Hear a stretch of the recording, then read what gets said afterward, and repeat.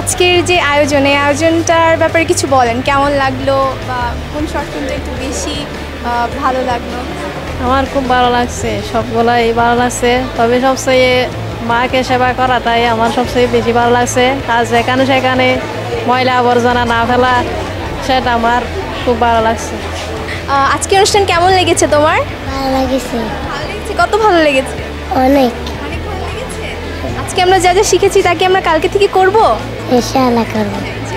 আজকের আয়োজন কেমন লাগলো তোমার কাছে? ভালো। কোনটা ভালো লাগলো?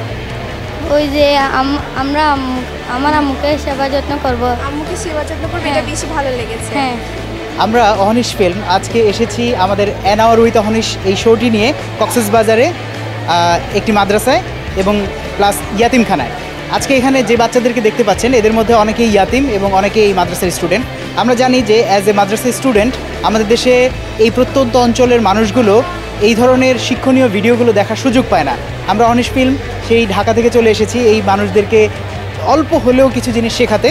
আমরা আজকে যেই সাড়া পেয়েছি এই বাচ্চাদের কাছ থেকে এবং এদের মধ্যে অনেকেই আমাদের মায়ের ফিল্মগুলো দেখে কেঁদে দিয়েছে, আমাদের এখানে যে গেস্টরা ছিলেন তারাও কেঁদে দিয়েছে। আমরা চাইবো যে এই অনুভূতিগুলো যেন তাজা থাকে।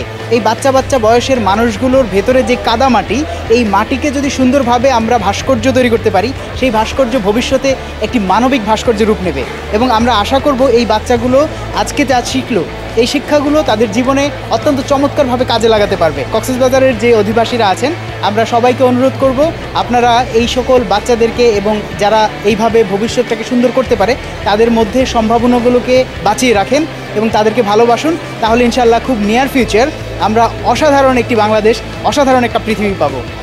আজকের এই যে বইটার দৃশ্য দেখেছি, আমাদের এই বৃদ্ধ বয়সে এসে আবার আমাদের সেই মায়ের কথা মনে পড়ছে। আল্লাহ রাব্বুল আলামিন আমাদের মাদেরকে সুখে শান্তিতে রাখুক।